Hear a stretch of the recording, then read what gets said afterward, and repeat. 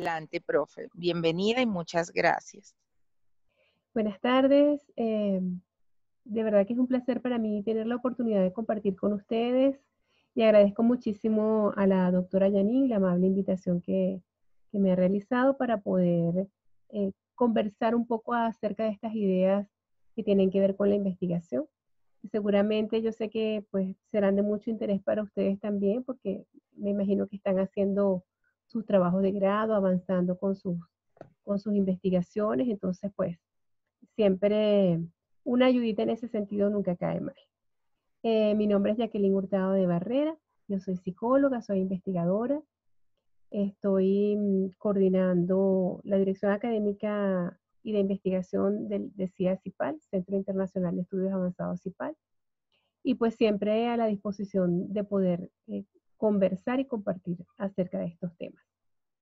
Para esta presentación pues yo voy a ir avanzando con la temática y les voy a agradecer pues que si tienen alguna pregunta, algún comentario, con todo gusto, por favor háganlo, que con todo gusto yo voy a estar pues presta a responder o en la medida de las posibilidades pues esas inquietudes.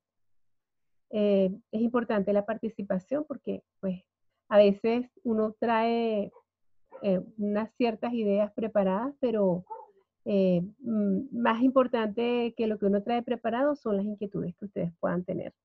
Y la idea es que esto que vamos a trabajar les sea de mucha utilidad en lo que ustedes estén haciendo. Entonces, por favor, siéntase en plena libertad para preguntar y para comentar y aportar en la medida que vayamos avanzando.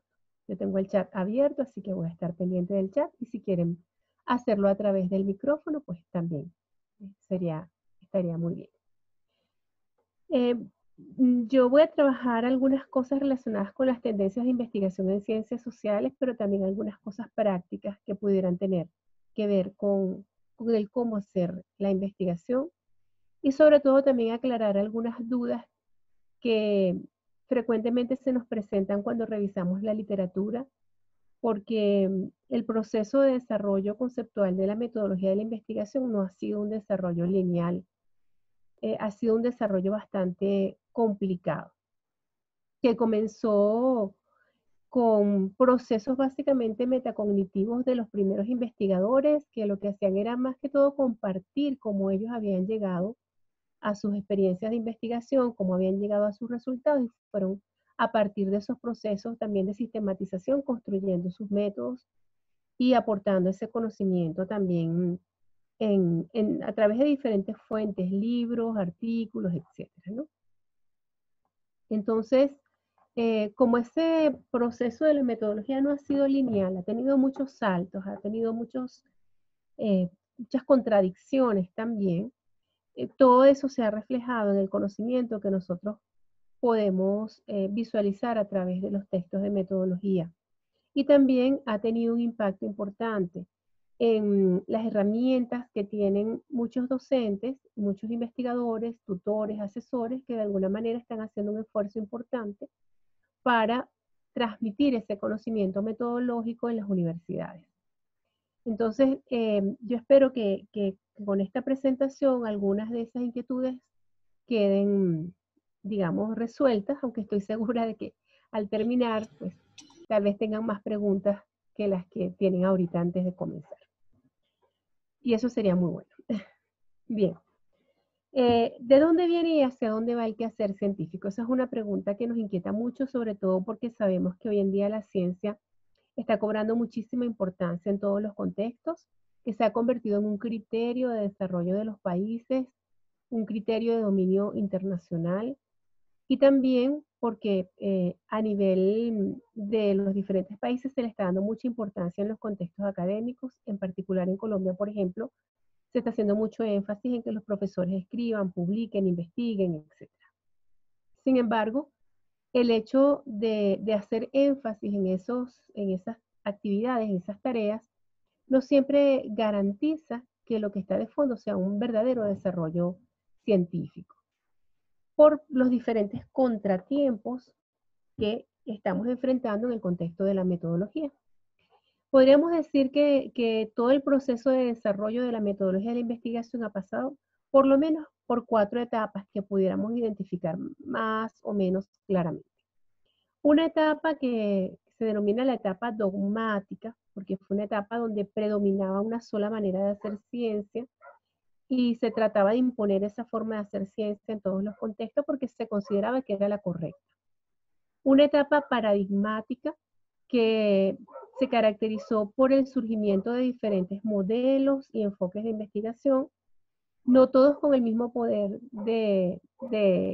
digamos, no todos con el mismo alcance, la capacidad de llegar, ¿sí? Debido a la fuerza con la que el primer modelo que se impuso, pues, logró en todos los contextos. Entonces, pero de todas maneras, esos diferentes modelos surgieron, se desarrollaron, crearon adeptos y todavía existen, todavía están entre nosotros, pues, esas diferentes corrientes. Una etapa que se denomina sobresimplificación o que yo he denominado sobresimplificación metodológica, que es una etapa donde se trata de hacer una integración, pero en realidad en lugar de hacer una integración, lo que se hizo fue omitir una serie de aspectos metodológicos, epistemológicos y filosóficos para tratar de hacer como una especie de clasificación sencilla de lo que abarca la ciencia. Y la cuarta etapa, que es una etapa que va camino hacia la integración, que es la etapa que en este momento estamos trabajando, sin que, ya les digo, sin que las etapas anteriores hayan desaparecido, ¿no? Porque todavía tenemos un poco de todo, ¿no? Pero la idea es caminar hacia la integración metodológica que nos permita realmente tener una visión coherente, completa, amplia, de lo que es el proceso científico. Bien. Vamos a hablar un poquito de la etapa dogmática, porque todo esto nos va a permitir entender lo que escriben los autores en los libros de metodología, lo que dicen nuestros profesores cuando tratan de explicar lo que es la metodología y cómo hacer una investigación. Nos va a ayudar a entender cómo evalúan algunos jurados o evaluadores de trabajos de investigación.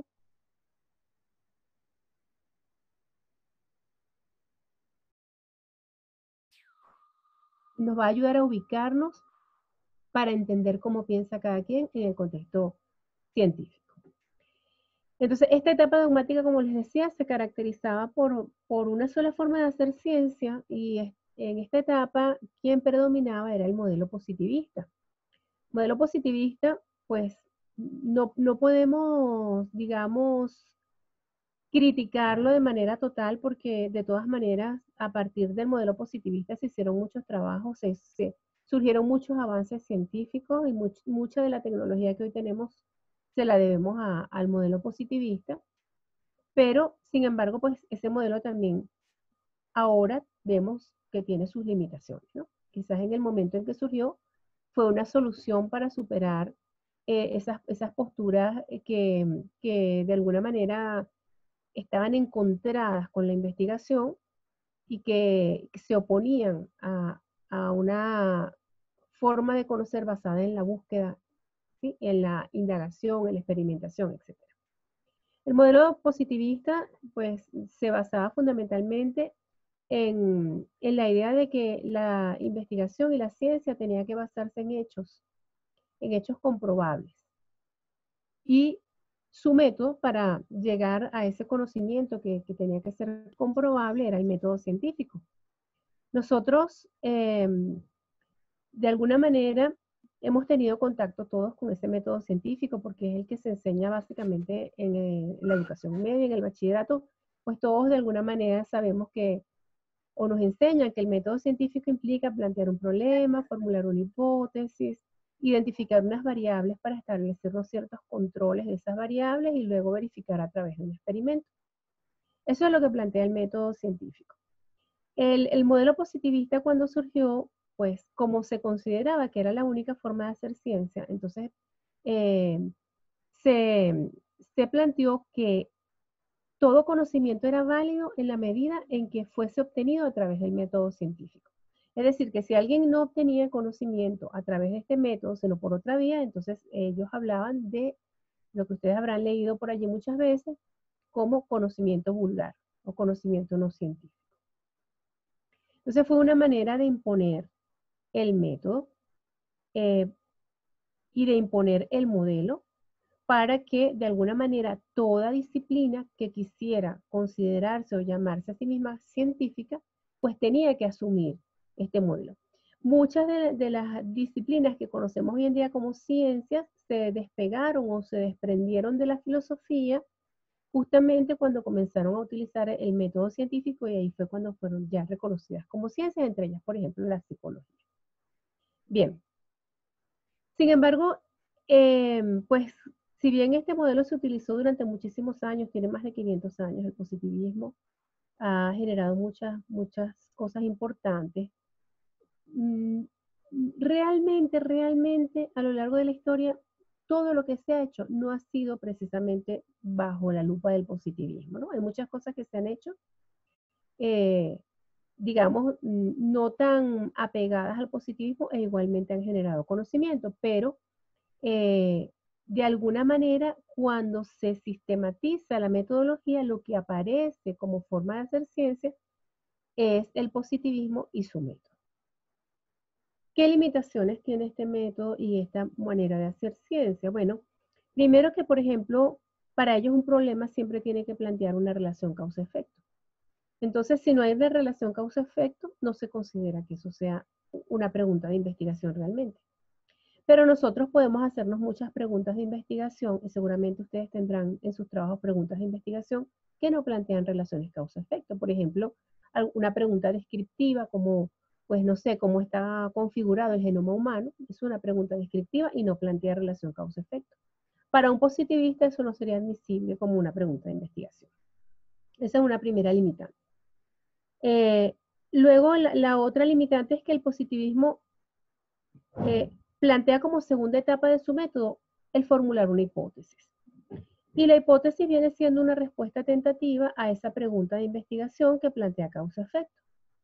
Pero resulta que cuando uno se plantea la hipótesis, uno todavía no ha hecho la investigación. Por lo tanto, ¿cómo es posible que uno tenga una respuesta tentativa a algo si todavía no ha hecho la investigación? Pues resulta que esa hipótesis generalmente se deriva es de una teoría que ya existe. Por eso, el esquema del positivismo planteaba, cuando planteaba problema, hipótesis, etcétera, cuando se formulaba o se hacía el informe de investigación, el primer capítulo era el planteamiento del problema, el segundo capítulo era el marco teórico, ese marco teórico recogía las teorías existentes, de esas teorías existentes se derivaban las hipótesis y luego se formulaba el marco metodológico. Este esquema todavía se mantiene, no quiere decir que tengamos que, digamos, borrarlo, quitarlo, eliminarlo, pero digamos, responde muy bien a esas etapas del método que usaba el positivismo. El asunto es que si yo tengo que derivar una hipótesis de una teoría que ya existe, entonces, pues yo tengo que esperar que la teoría esté para poder derivar mi hipótesis. Por lo tanto, yo como investigador, si utilizo este método, no tengo espacio para crear mi propia teoría. Tengo que esperar que otro cree la teoría para poder verificarla. El otro punto es que esa verificación tiene que darse a través de un experimento. Los positivistas más ortodoxos, los antiguos, exigían que fuese a través de un experimento. Pero sabemos que hay cosas en las cuales nosotros no podemos hacer experimentos. Si estamos trabajando, por ejemplo, con personas que están pasando por procesos de enfermedad y queremos verificar los efectos de una determinada enfermedad, pues no nos podemos poner a experimentar con las personas. A veces se hace con ciertos permisos y autorizaciones y todo lo demás, pero digamos, no podemos experimentar con la vida humana. También si estamos trabajando en una escuela y estamos trabajando con estudiantes, pues no nos vamos a poder a poner a experimentar con los estudiantes, a cambiarles la vida o a cambiar ciertas cosas que forman parte de su vida para ver si se da o no se da la hipótesis. Entonces, los positivistas, digamos, de una etapa más reciente, posterior, admitieron como diseño de investigación los diseños ex post facto, que significan ex fuera, post después, facto, hecho. Ex post facto significa fuera y después del hecho. O sea que el investigador llega fuera y después, cuando ya el hecho ocurrió. Entonces, como ya el hecho ocurrió, él no puede experimentar, pero aún tiene la posibilidad de verificar hipótesis a través de ciertos controles de variables y ciertos diseños de investigación. Entonces, bueno, esa es un poco la historia de cómo se plantea el tema del positivismo. Hoy en día existen positivistas, sí, todavía existen personas que son e instituciones que siguen manteniéndose dentro del positivismo, aun cuando no lo reconozcan, no necesariamente una persona que se encuentra dentro de un enfoque de investigación necesariamente reconoce que forma parte de ese enfoque, simplemente hace eco de ese enfoque porque a lo mejor se ha educado dentro de esa corriente, aprendió a investigar dentro de esa corriente, eh, se siente cómodo investigando de esa manera. Y bueno, lo ha hecho parte de su quehacer científico, pero no se reconoce a sí mismo dentro del modelo. Pero bueno, nosotros si tenemos las claves, pues podemos reconocer quién está o no está dentro de un modelo epistémico, también por el lenguaje que utiliza. Por ejemplo, si ustedes están haciendo un trabajo y de pronto están haciendo una investigación descriptiva y viene un evaluador y les dice dónde está la hipótesis, eso si no tiene hipótesis no sirve, ya ustedes saben que están hablando con una persona que está ubicada dentro del modelo positivista. ¿Ok? Hay instituciones que, por ejemplo, para financiar una investigación, la investigación tiene que tener una hipótesis. Y sabemos que no toda investigación requiere de una hipótesis. Bueno, hasta ahí les dejo el cuento del positivismo. ¿Qué otra etapa se visualiza dentro de este proceso de desarrollo metodológico? Bueno, está la etapa paradigmática. La etapa paradigmática está marcada por la aparición de varios modelos epistémicos, varios enfoques de investigación, desde diferentes disciplinas y con diferentes métodos.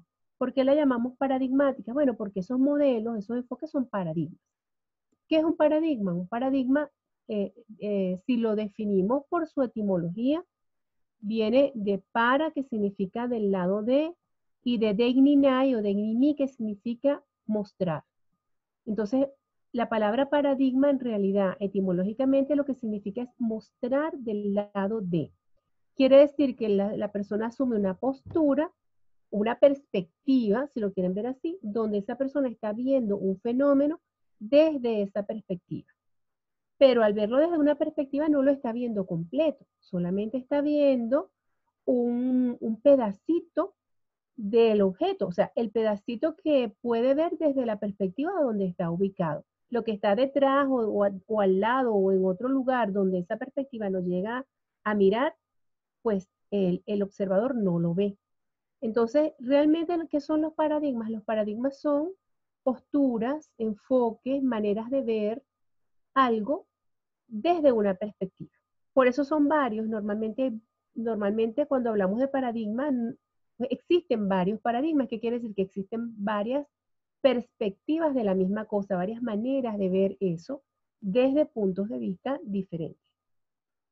El problema con el paradigma es que quien tiene el paradigma asume que su perspectiva es la real y que las perspectivas de los demás son equivocadas.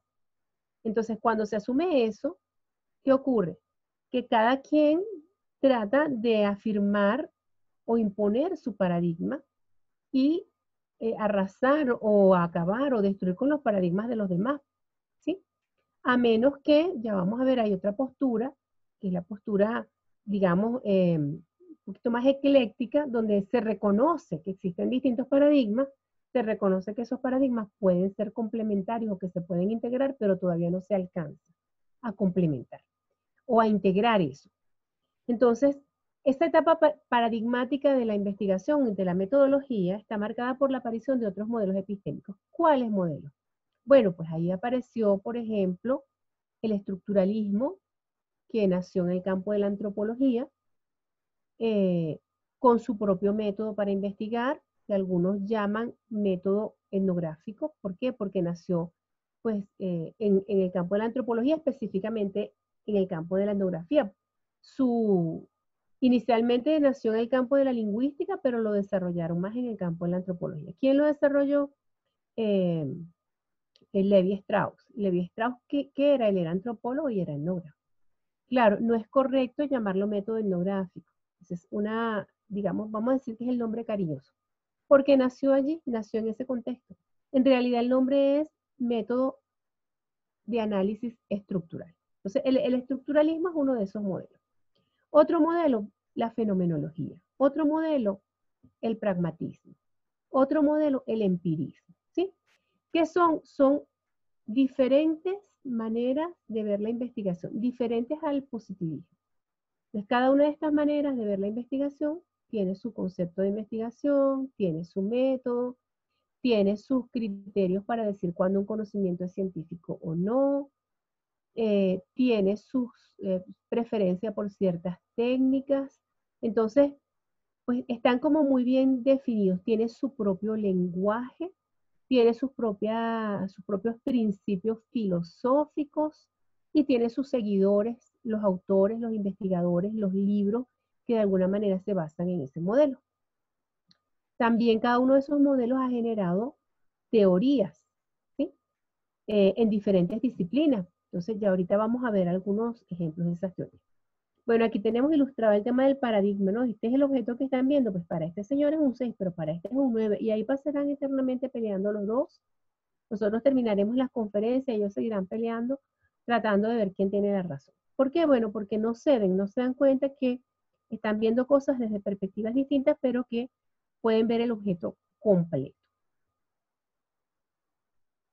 ¿Cuáles son esos modelos? Primero, vamos a hablar un poquito de qué se requiere para que algo pueda ser llamado modelo epistémico o pueda ser llamado enfoque en investigación, ¿sí? Porque a veces llamamos enfoque a cosas que no son enfoques de investigación o que no son modelos, ¿sí? O que no son paradigmas. Entonces, lo primero que tenemos que entender es qué cosa tiene que tener algo para que pueda considerarse un modelo epistémico en investigación o un enfoque en investigación. ¿Qué criterios debe cumplir? Debe responder desde la filosofía a unos interrogantes. Y digo desde la filosofía, ¿por qué? Porque son respuestas que no son verificables, o sea, no tenemos manera de demostrarlas. Son principios que se asumen por convicción, ¿ok? Aunque algunos los asumen sin saber que los están asumiendo, pero es así. Entonces, desde la filosofía se da respuesta a cosas como qué es conocer, cómo se conoce, para qué se conoce, cómo se valida el conocimiento. Si un conjunto de propuestas da respuesta a esto, podemos decir que ya se acerca a ser un modelo epistémico o se acerca a hacer un enfoque en investigación. Otra cosa importante es que ese modelo haya generado aportes, conceptos y teorías en diferentes disciplinas, ¿no?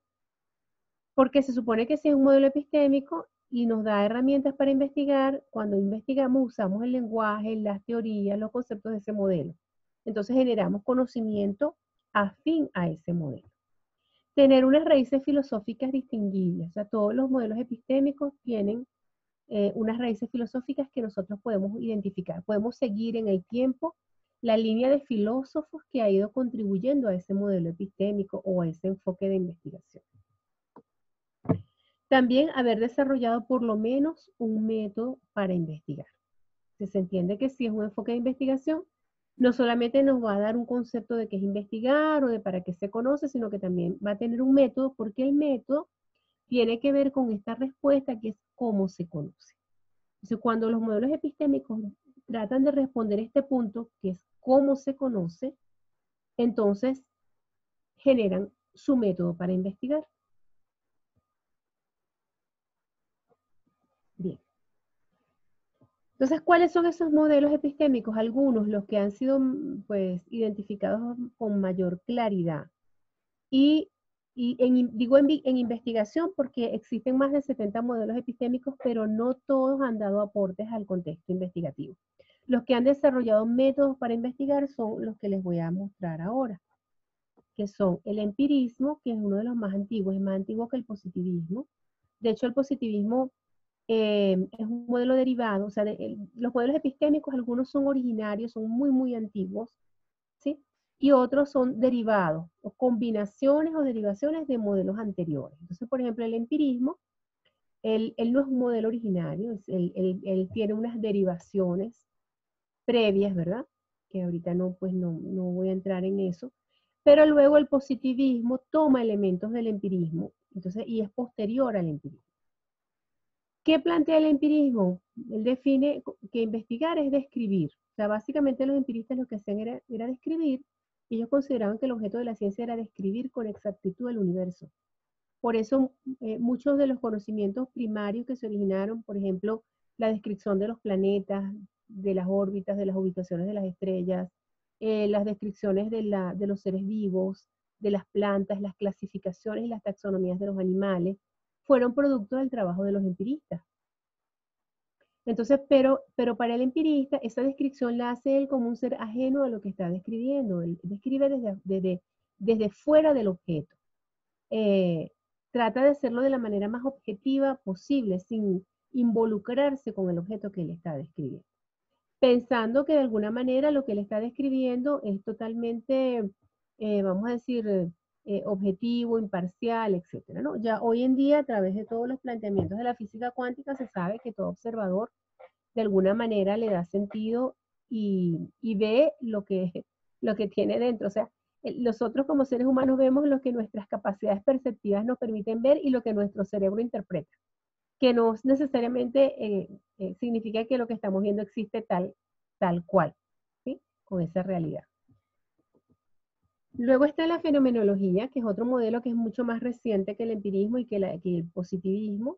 Nace de la filosofía a través de Husserl. Siempre es importante que ustedes cuando vayan a estudiar esto vayan a los autores originales. Por ejemplo, si quieren saber del empirismo, léanse a Francis Bacon. Léanse, por ejemplo, qué sé yo, a John Locke, o sea, a una serie de autores y filósofos que se han ubicado dentro de esa corriente empirista, ¿no? Si van a leer sobre fenomenología, pues primerito que nada léanse a Husserl, que fue el creador de la fenomenología. Para la fenomenología, investigar también es describir. O sea, si ustedes están haciendo un trabajo desde la fenomenología, ustedes no van a pasar de la descripción. ¿Por qué? Porque para la fenomenología lo fundamental es describir. Pero es diferente al empirismo. ¿Por qué? Porque la fenomenología describe desde el evento, desde el fenómeno. Por eso se llama fenomenología, porque el fenómeno es el que habla, no el investigador. Entonces, si yo voy a hacer un estudio en ciencias sociales desde la fenomenología, yo tengo que hacerlo desde la perspectiva de la persona que es mi unidad de estudio. Entonces yo no voy a hablar desde mi perspectiva, desde mis principios, desde mis valores, sino desde lo que esa persona cree, piensa y siente, desde las vivencias de esa persona. Y en eso se diferencia del empirismo, aunque ambos terminan con una descripción. El positivismo, por ejemplo, ya vimos que el positivismo considera que investigar es verificar hipótesis, por lo tanto siempre tiene que haber una hipótesis, ¿sí? Y si lo hace con un experimento, mejor todavía. El racionalismo es una postura que, bueno, se ha involucrado un poco con la investigación, pero realmente no busca tanto buscar las respuestas a través de la experiencia, sino más que todo a través de la reflexión. Entonces, es corroborar una idea, un planteamiento, pero a través de una serie de razonamientos, deducciones e inferencias que me permiten llegar a una conclusión. Muchas de las ideas que desarrolló Einstein en su trabajo no fueron producto propiamente del positivismo o de otras formas de investigar, sino que se basaron en ese proceso de deducción matemática. El estructuralismo, que les había comentado ya, que nace en el campo de la antropología, de la etnografía, y para el estructuralismo, investigar es básicamente explicar, ellos son los que van a generar teorías, ¿sí? Fíjense que un detalle importante para que ustedes reconozcan de qué trata cada modelo. Fíjense que la mayoría termina con ismo, ¿sí? Excepto la fenomenología es la única que no, incluso durante algún tiempo pues, se consideraba que no era un modelo epistémico y ya recientemente se le ha reconocido como un modelo epistémico. Pero prácticamente todos terminan con la terminación ismo, el sufijo ismo. El ismo generalmente alude a un extremismo y también a un reduccionismo. ¿Qué significa el ismo? Que todo se centra en lo que está antes de ese ismo. Por ejemplo, para el empirismo, pues empiria es lo que está antes, viene de empiria, que significa experiencia. ¿Qué quiere decir? Que todo el conocimiento se explica, el proceso de conocer, a través de la experiencia, ¿sí? Por eso el tema de la observación directa, del describir con detalle, etc. Para el positivismo, lo que está adelante es positive, que no es que sea positivo, viene de positas. Hipósita significa hecho. Por lo tanto, todo se explica a través de los hechos y los hechos tienen que ser comprobados. Si yo hablo de racionalismo, ¿qué es lo que viene antes? Ración viene de razón, por lo tanto, todo el conocimiento se genera a partir de la razón. Y si yo hablo de estructuralismo, lo que está antes es estructura, que quiere decir que el estructuralismo lo explica todo a partir de las estructuras. ¿Ok? Entonces, para el estructuralismo, por ejemplo, la sociedad está conformada por estructuras, el cuerpo humano es una estructura, las empresas tienen estructuras, hay una estructura educativa, una estructura política, o sea, todo es una estructura. Y esa estructura era lo que los estructuralistas trataban de reconocer o descubrir cuando iban a una cultura desconocida, ¿sí? A investigar. Ellos no iban con una hipótesis, no podían ir con una hipótesis. ¿Por qué? Pues si yo voy a una cultura que es desconocida para mí, donde no sé ni siquiera a lo mejor el idioma, ¿qué hipótesis puedo llevar? No puedo llevar ninguna. ¿Sí? Entonces, ¿qué tengo que hacer? Empezar a describir, recoger información, llevar un diario de campo, organizar esa información, relacionarla, hasta que yo logre inferir una estructura. Pero esa estructura no está allí, no es real, no existe, no tiene existencia física.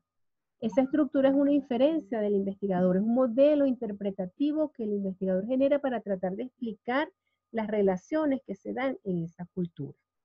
Por lo tanto, con lo que termina esa investigación es con la generación de una teoría basada en algún tipo de estructura. Luego tenemos el pragmatismo inglés. ¿De dónde viene pragmatismo? De pragma. Pragma viene de ¿qué? De praxis, práctica. Entonces, el pragmatismo es un modelo que se centra en la práctica. Para el pragmatismo, si queremos leer un poco sobre pragmatismo, podemos ubicar a William James en su texto justamente, se llama así, se llama El pragmatismo. ¿Quiénes otros son, digamos, representantes del pragmatismo? Ya más recientemente en el campo de la investigación, Eliot, ¿sí? John Eliot y Kurt Lewin. Kurt Lewin, que fue el creador de la investigación-acción, fue el primero en hablar de investigación-acción. ¿Qué dice el pragmatismo? Que investigar es actuar, investigar es transformar, investigar es resolver un problema. Por lo tanto, toda teoría, no hay mejor teoría que la teoría práctica, y no hay teoría más práctica que la teoría, ¿sí? Entonces, para el pragmatismo no hay diferencia entre teoría y práctica. La teoría se genera en la praxis.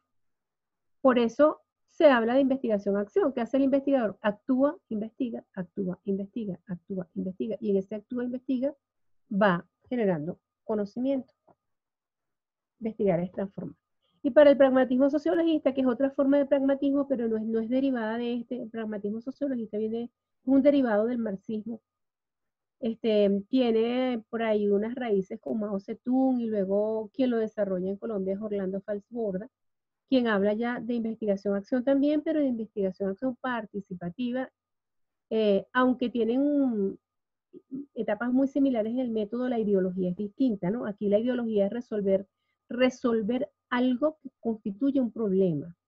Aquí la ideología es transformar una sociedad en función de unos criterios previos que aporta la ideología básicamente marxista. Pero desde el punto de vista de la investigación se basa en lo mismo, en la praxis. ¿Ok? Entonces investigar es transformar, pero ya con los investigados. Los investigados se convierten en co-investigadores. Bueno, todo esto es para poder llegar a en qué estamos ahorita, ¿no? Y para poder entender todas las dificultades y las incoherencias y las contradicciones que a veces hay en investigación. Porque a veces nosotros hacemos un trabajo y el tutor nos dice que ese trabajo está perfecto y que usted va muy bien y que magnífico y lo felicito. Y cuando usted llega con su trabajo a presentarlo, entonces el jurado le dice que eso no sirve. ¿Sí? Imagínense ustedes un tutor trabajando dentro del positivismo que les dice, bueno, usted formule su hipótesis, diseñe haga su diseño expofacto, experimental, como sea, llegue a su conclusión, etc. Y resulta que cuando lo van a presentar en el jurado hay un empirista que considera que investigar es describir y que nadie tiene por qué estar verificando nada, y hay un fenomenólogo que dice que los fenómenos no deben manipularse porque eso es un atropello. Y hay alguien de la investigación acción que dice que dónde está la propuesta, que dónde está la mejora para el contexto, que dónde está el problema que se resolvió. Por supuesto, ya se imaginarán lo que se va a armar allí, ¿no? Bueno, eso es lo que está pasando, ¿sí? Eso es lo que está pasando en la metodología. Pero con el agravante de que quienes están allí en ese proceso no son conscientes de que lo que está pasando es que cada uno está ubicado en un modelo epistémico distinto. ¿Por qué? Porque la metodología borró, muchos metodólogos actuales borraron la filosofía del campo de la metodología, la desaparecieron. Entonces, como la borraron, no hay manera, no tienen las claves lingüísticas, las claves filosóficas, las claves metodológicas para poder identificar y decirle, mire señor, al jurado, lo que pasa es que usted está evaluando una investigación que yo estoy haciendo desde el modelo positivista, usted me la está evaluando desde el modelo empirista con unos criterios que no se ajustan. ¿Sí? Díganme qué estudiante le dice eso a un jurado. Pues no, no, ¿por qué no? Probablemente el jurado diga, pero es que yo no soy, ¿quién le dijo a usted que eso es empirista? Yo no soy, qué sé yo, ¿sí? Probablemente no se reconozca ni siquiera dentro de ese modelo. Bueno, aquí, lo que les quería comentar acá es que entonces, bueno, cada modelo epistémico ha creado las etapas de su método en correspondencia con su objetivo para la investigación. Yo les voy a preguntar, les voy a hacer una pregunta, ya que están tan calladitos y ustedes no me preguntan a mí, entonces yo les voy a hacer una pregunta.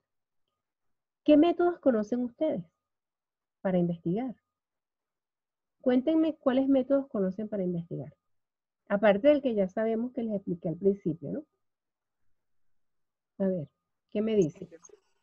No lo escuché al principio. Bueno, los que conozcas. ¿Cuáles conoces como métodos para investigar?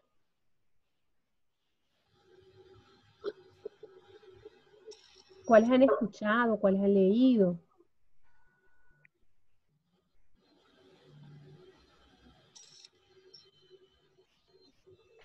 Ay, profe, como que yo no estoy haciendo bien la tarea. No fuimos para clase.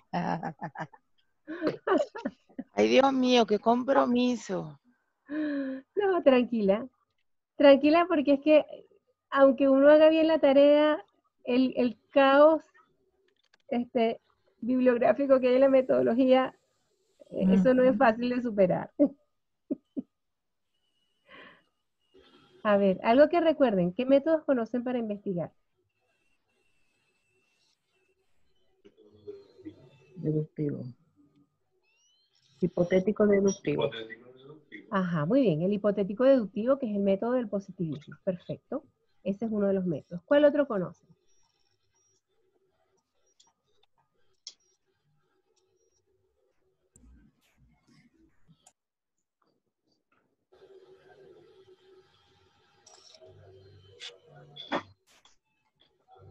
Nada, no recuerden ninguno ahorita. Disculpen, lo que pasa es que por lo general en las clases trabajamos mucho los métodos cualitativos y cuantitativos. Ajá, ok, Ujú. perfecto. Entonces, perfecto. Porque entonces ahora yo les puedo decir que esos no son métodos. ¿No?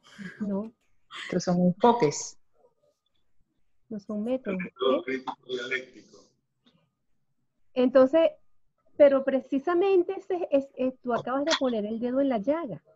¿Por qué? Porque si uno se lee los libros de metodología, el 90% dice que son métodos y no son métodos. ¿Ya? Entonces, ¿qué vienen siendo? Pues porque sí, desde que uno estudia son los métodos que le enseñan medianamente en el colegio y ya pues en la universidad son los que se profundizan en algunas clases. Ajá. Pues no, no son métodos, son técnicas de análisis. Y ya vamos a ver qué pasó. Ya les voy a explicar cómo fue que se llegó a decir que esos eran métodos.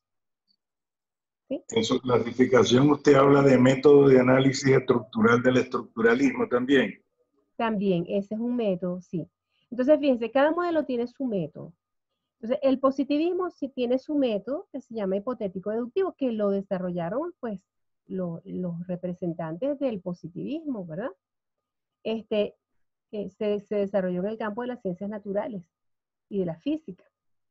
Los estructuralistas tienen su método que se llama análisis estructural y tiene sus etapas. La clave de un método es que el método tiene varias etapas bien definidas, ¿sí? Que uno va siguiendo. Y en cada etapa se pueden aplicar diferentes técnicas. Entonces, la fenomenología tiene su método, que se llama, bueno, pues, método fenomenológico, o actualmente algunos lo llaman método esencialista, pero Husserl describió las 3 etapas del método con mucha claridad. El pragmatismo tiene su método, que es la investigación-acción, y Kurt Lewin describió las etapas de la investigación-acción, se hace el diagnóstico, y se determina la problemática, después se explica el porqué del problema, se hace una planificación, se ejecuta, y luego en el proceso en que se va ejecutando se investiga, se actúa, se investiga, se actúa. Esas son las etapas del método de la investigación-acción. Y el método de la investigación-acción participativa fue descrito por Orlando Falsborda, muy parecido al de Kurt Lewin, pero con la participación de los investigados, ¿sí? El empirismo tiene su método, ¿sí? Que se llama generalización inductiva. Entonces, todos esos modelos tienen su método. ¿Dónde estudiamos eso? En la filosofía de las ciencias, que está borrada de los pensum de las universidades. En filosofía de la ciencia, nosotros podemos ver cuáles son los modelos, ¿sí? Y cuáles son los métodos que corresponden a cada modelo. Antiguamente, cuando una persona se ubicaba en un modelo, pues no tenía problemas, porque ya el modelo le decía cómo iba a investigar, le decía cómo se iba a formular su pregunta, le decía cuáles eran las etapas del método y cómo iba a proceder y hasta qué tipo de investigación iba a llegar, porque cada modelo llega solamente a un tipo de investigación, dependiendo de cómo define lo que es investigar. ¿Vale? Entonces, ¿pero qué pasa? ¿Por qué nosotros no estamos viendo eso? ¿Por qué se nos dijo que los métodos son cualitativos y cuantitativos? Para allá vamos, ¿ok? Bueno, ahí están los nombres de los métodos con los representantes principales de cada modelo epistémico. Aquí están los otros, los que les acabo de mencionar. ¿Sí? Ahí está. Ok, están descritos, están descritos por sus propios autores. O sea, yo no les estoy inventando nada. Bueno, ¿qué pasa en esta etapa paradigmática? Todavía estamos en esta etapa paradigmática en esta exposición, ¿sí? Todavía hoy en día existen personas que se ubican en un paradigma de esto y dicen, pero es que yo, o porque consideran que ese es el único verdadero, o porque dicen es que yo me siento más cómoda trabajando en este paradigma y esa es mi manera de investigar y ya, y nadie los saca de ahí. Y otros porque sencillamente fueron pues, formados dentro de ese paradigma, no lo saben y siguen trabajando dentro del paradigma, pero no reconocen que están dentro de un paradigma. Cada grupo de investigadores defiende su paradigma como si fuese la única forma válida de hacer ciencia, pero no se dan cuenta de que cada modelo epistémico solo permite hacer un tipo de investigación. ¿Sí? Ok. ¿Qué hace el positivismo? Solamente nos va a permitir hacer investigación confirmatoria. ¿Por qué? Porque las etapas de su método nos llevan a verificar la hipótesis, nunca nos van a llevar a construir una teoría ni a describir algo. Nos llevan hasta la verificación. ¿Sí? La fenomenología solamente nos va a permitir hacer investigación descriptiva. ¿Por qué? Porque las etapas de su método mueren en la descripción. El estructuralismo solamente nos va a permitir hacer investigación explicativa. ¿Por qué? Porque las etapas de su método llegan hasta la explicación y de ahí no pasan. El pragmatismo solamente nos va a permitir hacer investigación-acción, porque las etapas del método culminan con la acción. Y con ese bucle donde el investigador actúa, recoge información, etc. El empirismo también va a terminar con describir, pero con una descripción más distante del objeto de estudio. ¿Qué pasa si yo quiero hacer una investigación confirmatoria? Pero entonces cuando yo verifico la hipótesis no se verifica. O sea, me aparece que no, que la hipótesis no se cumple. Y quiero seguir adelante para reemplazar esa hipótesis por otra teoría que realmente tenga más probabilidades de cumplirse. Eso no me lo permite hacer ningún método. ¿Qué pasa si yo no quiero hacer ninguno de estos tipos de investigaciones, sino quiero hacer una propuesta? Terminar mi investigación con una propuesta de algo. Ninguno de esos métodos me permite hacer eso. ¿Qué pasa si yo lo que quiero es hacer una investigación analítica? Por ejemplo, analizar si una situación cumple con unos ciertos criterios. Eso no me lo permite hacer ninguno de esos métodos. Ahí les dejo la inquietud. Y ahora les voy a contar qué fue lo que pasó. Vamos a la tercera etapa de la metodología, que es la etapa que está ahorita en plena ebullición. O sea, aquí es donde estamos todos enredados. Estamos ahorita en esta, saliendo hacia la integración. Se llama sobresimplificación metodológica.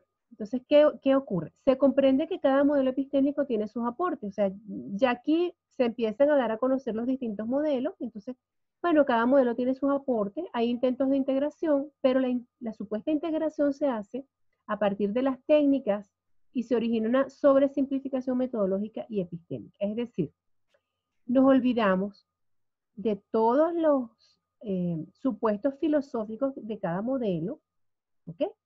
Y empezamos a decir, bueno, pero es que la filosofía no sirve para nada, ¿para qué nos vamos a enredar en todas esas cuestiones filosóficas tan complicadas, tan abstractas? No. Más bien vamos a clasificar los modelos según las técnicas.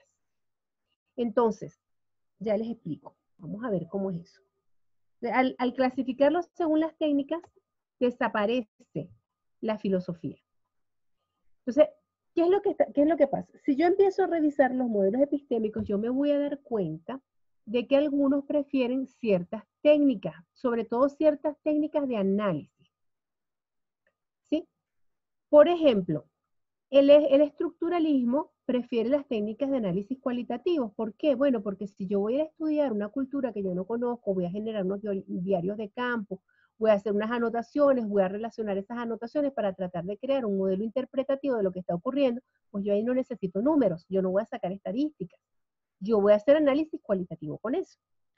Si yo estoy trabajando, por ejemplo, en el materialismo dialéctico, haciendo un poco lo que hizo Marx cuando creó su teoría, Marx no usó la estadística para su investigación para después generar su teoría. Él trabajó con puro material cualitativo. Si yo soy fenomenóloga y lo que quiero es que la persona me cuente sus vivencias para yo tratar de comprender esas vivencias, pues a mí la estadística no me sirve, ¿ya? Entonces yo voy a usar técnicas cualitativas. Entonces, ¿qué pasa? Algunos modelos, por el tipo de proceso que llevan a cabo y por el tipo de objeto de estudio que están trabajando, pues para ellos les resulta más conveniente las técnicas cualitativas, no les sirve trabajar con números. ¿Ok? Sin embargo, hay otros modelos que por su característica, pues para ellos les resulta más útil usar técnicas cuantitativas o estadísticas. Por ejemplo, si yo estoy trabajando con el positivismo y yo quiero ver si existe relación entre dos eventos de estudio, esos eventos no pueden estar quietos. Porque si yo tengo, por ejemplo, yo quiero saber cómo influye los hábitos de estudio en el aprendizaje de los muchachos, pero todos tienen los mismos hábitos y todos tienen el mismo nivel de rendimiento. ¿Cómo sé yo si hay relación? No puedo saberlo. Yo necesito que haya diferentes hábitos de estudio y que haya diferentes niveles de rendimiento para yo saber si cuando los hábitos cambian, el rendimiento cambia. Para yo poder medir esta variabilidad, yo necesito el número, porque eso tiene que ver con intensidad de los eventos o con frecuencia de lo que se hace o con puntaje. O sea, yo voy a necesitar el número. Entonces, el positivismo necesitaba el número. Por eso usaban más las técnicas cuantitativas. Lo mismo hacía el empirismo, porque el empirismo en su método de generalización inductiva iba viendo cuántas veces se repetía el mismo fenómeno para ver las cosas comunes y no comunes. Y en esas repeticiones necesitaba el número. Igual que el pragmatismo de Kurt-Lewin, ellos hacen una medición antes de la intervención, intervienen y luego van haciendo mediciones sucesivas durante la intervención para ver los cambios. Porque ¿cómo van a saber en qué magnitud cambió el fenómeno si no hacen la medición? Entonces ellos usan estadísticas. Ajá. ¿Qué fue lo que pasó? Bueno, alguien, un genio, por allí, vino y dijo, bueno, ¿para qué nos vamos a meter en esos temas filosóficos? Vamos a hacer una cosa. Como a toda esta gente le gustan las técnicas cualitativas, entonces eso lo vamos a llamar enfoque cualitativo. Y como a toda esta gente le gustan las técnicas cuantitativas, entonces todo eso lo vamos a llamar enfoque cuantitativo. Y listo. ¿Cómo les parece eso? ¿Cómo les parece? Yo les voy a poner un ejemplo. Les voy a hacer una analogía. Imagínense ustedes, ¿qué profesionales utilizan el martillo en su profesión? A ver, ¿quién me dice? ¿Los carpinteros? Los carpinteros usan el martillo, perfecto. ¿Quién más usa el martillo en su profesión?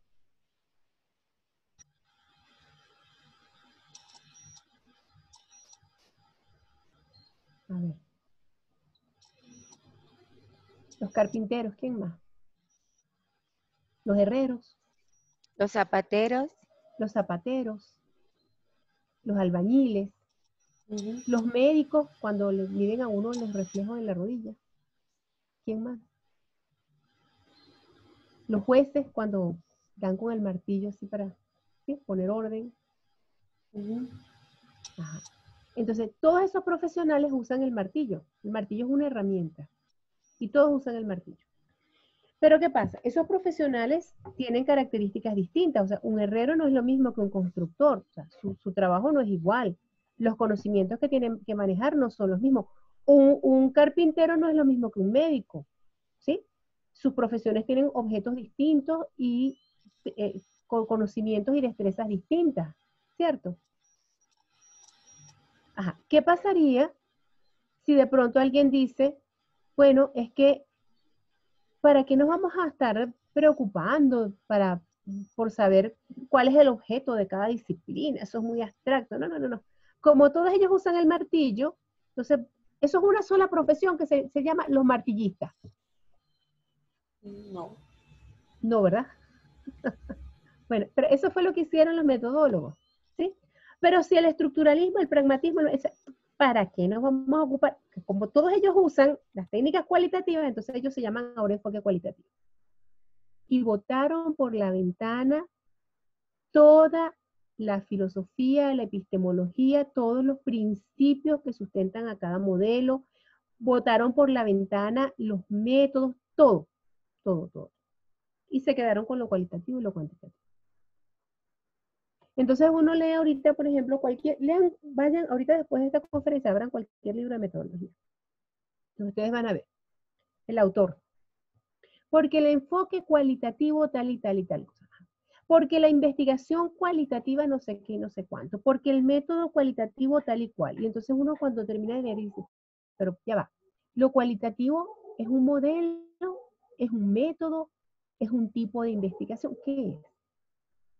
Pues no es ninguna de esas cosas. Lo cualitativo es un conjunto de técnicas de análisis que se basan en la palabra y no en el número. Y lo cuantitativo es de análisis que se basan en la estadística. Es eso. Y yo puedo usar técnicas cualitativas o cuantitativas en cualquier tipo de investigación dependiendo de del tipo de información que recogí. Si yo hice entrevistas y recogí palabras, lo que me interesa es interpretar lo que dijo la gente, pues tengo que usar técnicas cualitativas. Pero si lo que me interesa es tener un puntaje para ver si una persona realiza más o menos un comportamiento, pues yo voy a usar estadísticas o técnicas cuantitativas. Pero eso no determina el enfoque, ¿se dan cuenta? Porque si yo digo que estoy usando técnicas, si yo digo, es que mi investigación es cualitativa, ajá, pero ya va. Tú lo que me estás diciendo es que vas a usar técnicas cualitativas, ajá, pero ¿dentro de qué modelo estás trabajando? ¿Del estructuralismo, del pragmatismo, del materialismo? ¿Dentro de cuál? Porque todos esos usan técnicas cualitativas y llegan a tipos de investigación diferentes. Entonces uno ve en los trabajos de investigación cosas como que esta investigación es descriptiva y se basa en un modelo positivista. Imposible, los positivistas no hacen descripción. Esta investigación es explicativa y, no, perdón, esta investigación es descriptiva y usa el método etnográfico. Mentira. El método etnográfico es del estructuralismo y llega hasta la explicación. nunca vas a hacer una investigación descriptiva con el método etnográfico. No puedes, porque el método etnográfico tiene unas etapas que no te van a permitir quedarte en la descripción. ¿Sí? Todo ese montón de confusiones es lo que hay ahorita en la literatura. Por eso yo le decía a la doctora Yani, no es que estemos haciendo mal la tarea. Es que nosotros tenemos unas horas de trabajo, unas horas de clase, y luego hay un cerro de literatura que echa para abajo todo lo que uno ha explicado en la clase. ¿Sí? ¿Que procede de qué? De una malinterpretación de un grupo de personas que no quisieron trabajar con la filosofía porque les pareció muy abstracta, muy difícil, lo que sea, y entonces, pues, hicieron eso, se llama sobresimplificación. ¿Por qué? Porque yo reduje a un término, a una técnica puntual, un conjunto de enfoques, modelos, métodos, formas de validar la ciencia, etcétera, etcétera, etcétera, como si eso dependiera solamente de la técnica de análisis que uno utiliza. ¿Sí? Entonces es como si yo redujera todas las profesiones a decir ellos son martillistas, porque usan el martillo. Y eché por la borda todo lo que esa profesión significa. Ok, bueno, aquí está. Entonces, ¿qué pasó? En las últimas décadas del siglo XX, algunos autores obviaron la epistemología y se concentraron en las técnicas. Se igualaron los enfoques que preferían técnicas cualitativas bajo la denominación de enfoque cualitativo o paradigma cualitativo. Y otro tanto se hizo con los enfoques que preferían técnicas cuantitativas. Ahí está. Se perdió todo y lo único que quedó fue eso. Listo. Bueno, ¿qué es lo que pasa allí? Se deja a un lado la filosofía y se confunden los modelos epistémicos con técnicas. Se comienza a hablar de paradigma cualitativo y paradigma cuantitativo. ¿A qué se refiere lo cualitativo y lo cuantitativo? Son lenguajes. Son lenguajes, porque, fíjense, los seres en sí mismos no son ni cualitativos ni cuantitativos. Si yo digo, ¿una mesa qué es? ¿Es cualitativa o es cuantitativa? La mesa es una mesa, eso no es nada, ni cualitativo ni cuantitativo. Bueno, pero ¿qué quiero yo saber de la mesa? Yo quiero saber cuánto pesa, cuánto mide, ¿sí? ¿Y qué resistencia tiene? Ah, pues yo necesito el número, porque para saber cuánto pesa y cuánto mide, pues yo necesito el número. Ah, no, pero yo lo que quiero saber es la forma de la mesa, quiero saber cómo es el diseño de la mesa, quiero saber el color de la mesa. Entonces yo no necesito el número, yo necesito la palabra. Entonces, la mesa sigue siendo la mesa, pero ¿qué cambian las técnicas? En función de que en lo que yo, en el evento, en función del evento, del atributo que yo quiero investigar y de qué cosa quiero saber de ese atributo. ¿Sí? Eso es lo que me dice la técnica. Entonces el investigador escoge un lenguaje u otro para expresar el atributo en función de lo que desea representar. Por eso eso de que si, no, lo cualitativo, lo cuantitativo y el enfoque mixto. ¿Cuál enfoque mixto? Eso no es ningún enfoque mixto nada, sino que si yo quiero medir la mesa completa y saber qué color tiene, qué forma tiene, qué tamaño tiene y cuánto pesa, pues yo tengo que usar número y palabra, pero eso no quiere decir que yo esté trabajando con ningún enfoque mixto nada, porque empezando porque lo cualitativo y lo cuantitativo no son enfoques, ¿sí? Entonces eso no tiene gracia. Integrar lo cualitativo con lo cuantitativo no tiene ninguna gracia, porque todos los seres los podemos describir tanto con número como con palabras. Entonces, eso no tiene ninguna ciencia, ¿sí? ¿Qué es lo complicado? Lo complicado es integrar los modelos epistémicos, agarrar todos esos supuestos filosóficos que tiene cada uno, que parecen contradictorios, y entonces hacer una integración con eso. Eso es lo complicado. Bueno, las técnicas son circunstanciales, no hay técnicas exclusivas para cada método. Las técnicas no definen el enfoque ni el tipo de investigación. Bueno, todo eso ya se deriva de lo que estamos hablando. ¿Ok? Entonces, esto es un poco la explicación de lo que acabo de decir de la mesa. ¿Sí? Y, bueno, ok. Esto voy a acelerar un poquito porque ya, pues, vamos sobre el tiempo. Ok. Vamos a lo que estamos ahorita, hacia dónde vamos a hacer la integración. El concepto fundamental es el de sintagma. O sea, esos modelos epistémicos trabajaron el concepto de ciencia desde un solo aspecto, ya sea describir, ya sea comparar, perdón, comparar no, explicar, verificar, etc. Pero ¿qué pasa? Si nosotros miramos esos modelos de forma integral, lo que vamos a ver es que el proceso de investigación es un proceso continuo donde se va generando conocimiento en diferentes niveles de profundidad. Y cada uno de los modelos que vimos, lo único que hace es ubicarse en un nivel de profundidad y trabajar todo el tiempo en ese nivel. Entonces los estructuralistas están todo el tiempo aquí. Los pragmáticos están todo el tiempo aquí. Los positivistas están todo el tiempo aquí. ¿Qué trabaja la comprensión holística de la ciencia? La comprensión holística de la ciencia lo que dice es que esos modelos están viendo solamente un pedacito del proceso, pero que el proceso es un camino continuo, donde cada investigador, cuando se plantea su pregunta de investigación, se ubica en un cierto nivel y luego ese nivel le va a dar su objetivo de investigación, su objetivo general, y luego sus objetivos específicos son niveles previos de complejidad que le van a permitir llegar a ese nivel que él se planteó.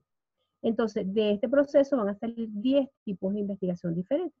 Aquí, por ejemplo, yo puedo ubicarme en proponer y hacer una investigación proyectiva, que eso no me lo permitían los métodos anteriores. Y ya yo sé que para llegar a esta propuesta, yo tengo que ir cubriendo los niveles del conocer previo, que me van a ir dando respuestas para poder llegar a esta propuesta. Si yo me quiero quedar en comparar, me quedo aquí y ya yo sé que tengo que pasar por estos niveles para poder comparar. Esta escalerita me plantea los tipos de investigación y me plantea los objetivos, ¿ok? Entonces, todos esos objetivos se van a organizar en una espiral infinita, donde yo puedo terminar aquí y aquí arriba sigue otra espiral parecida, ¿sí? O sea, aquí vuelve a aparecer explorar, describir, etc. Entonces, yo como investigador soy quien voy a decidir. No es el modelo epistémico el que decide por mí, sino que yo decido hasta dónde quiero llegar. Una vez que decido hasta dónde quiero llegar, eso define mi tipo de investigación y mi objetivo general. Y lo que está debajo define mis objetivos específicos. Y las etapas que yo voy cubriendo en cada objetivo específico conforman mi método. Entonces, al final, yo termino construyendo mi propio método, ¿ok? Aquí está. Dependiendo de la pregunta que yo me formule, cuando planteé mi pregunta de investigación, esa pregunta me va a llevar a un cierto objetivo que está asociado con un nivel de conocer. ¿Por qué está ocurriendo tal problema? Eso me va a llevar a explicar. ¿Cómo será en el futuro esa situación? Pues ahí tendré que predecir. ¿Cómo será una propuesta que resuelva tal y tal cosa? Pues ahí será proponer. ¿Se dan cuenta? ¿Cómo es tal situación? ¿Qué está pasando? Eso me va a llevar a describir. Entonces, cada pregunta, yo me formulo la pregunta me lanza a un objetivo, ese objetivo me conduce a un tipo de investigación, si es modificar será interactiva, si es proponer proyectiva, es decir, el objetivo ya de una vez marca el tipo de investigación, ¿ok? Y me marca mis objetivos específicos, ¿ok? ¿Qué es lo que va a ocurrir aquí? Que pues ya no es un autobusito que llega a un solo sitio, como en el caso de los modelos, sino es un autobús que va recorriendo todo el proceso. ¿Qué hace el investigador? Se baja donde quiere llegar. Si yo quiero hacer una explicativa, me bajo aquí. Si quiero hacer una predictiva, me bajo más arriba. Si quiero llegar solamente hasta la descriptiva, me bajo aquí. Entonces, la comprensión holística, al integrar los modelos y los tipos de investigación, le da a uno libertad para uno decidir qué tipo de investigación quiere hacer, cómo la quiere hacer, hasta dónde quiere llegar, qué tipo de conclusiones quiere y qué técnicas de análisis quiere utilizar. Si va a utilizar cualitativas, cuantitativas o si va a utilizar ambas. ¿Sí? Pero va mucho más allá de las meras técnicas. Bueno, eso era lo que quería compartir con ustedes. No sé si tienen alguna pregunta o alguna inquietud. Me disculpan si me extendí mucho, pero es que a veces esta temática me emociona mucho. Sí, Jacqueline, muchísimas gracias en nombre de todos los investigadores y nobles y los investigadores docentes que nos han acompañado en la tarde de hoy. Como sabes, tenemos un tiempo finito, entonces algunos chicos entran, salen por la misma dinámica de los compromisos que ellos han tenido, pero te agradecemos muchísimo el tiempo, la dedicación, el conocimiento y que siempre estás dispuesta para compartir con nosotros pues de tu saber en este ámbito que para nosotros es tan importante.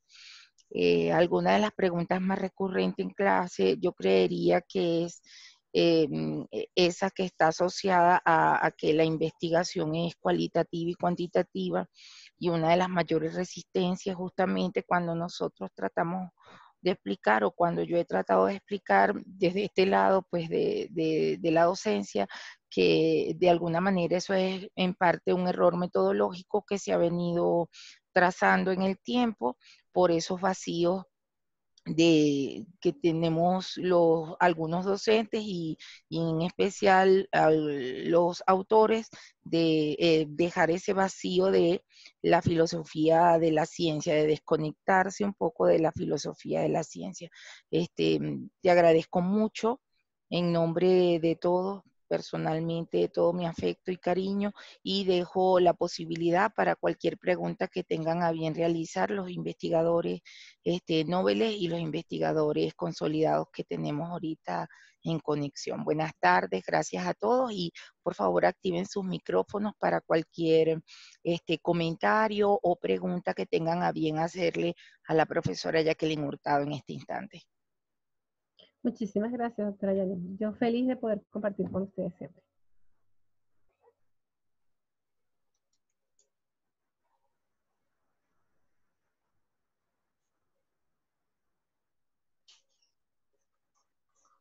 Hola. Hola. Ah, parece que, no sé Aló, si... aló. Hola, Janine. Hola, buenas tardes, bienvenida. Buenas tardes.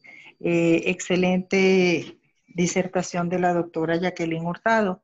Sin embargo, quisiera resumir brevemente lo de los enfoques.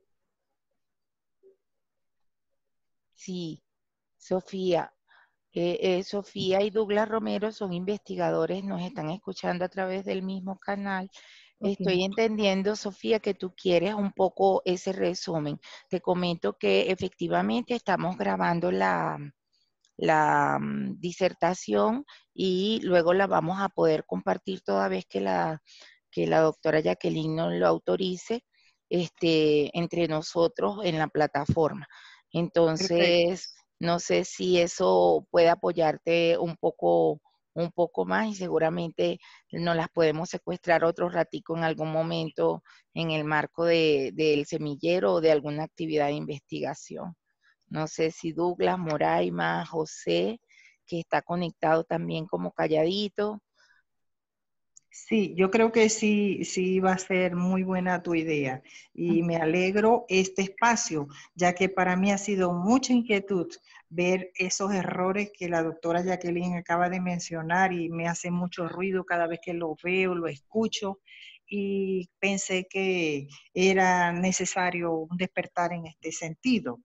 Entonces, bueno, tu propuesta también es válida, ya que me parece que desconocer la filosofía, la epistemología como investigador es un error garrafal. Debemos rescatar esa actividad como investigadores. Bien, bien. Bien, nos dice la doctora Moraima Romero, gracias a la profesora Jacqueline por su presentación. En estos momentos no se puede contactar directamente para hablar, pero si tienes alguna pregunta también la puedes dejar en el chat. Moraima, igual José, si no tienen estos momentos cómo comunicarse. Y no sé si el profesor Douglas Romero tenga alguna otra participación.